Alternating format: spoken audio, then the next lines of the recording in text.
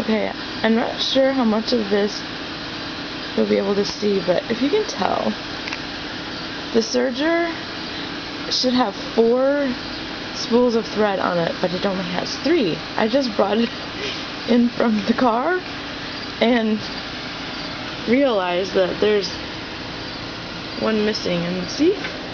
There's the thread. I wasn't sure where it fell off, so I'm following the thread. It goes right out my door. And then I look outside. There's no spool of thread on the ground anywhere.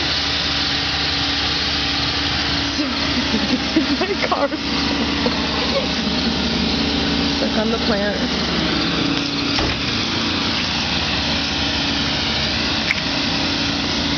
Oh no, look, it's on the ground. Far less embarrassing.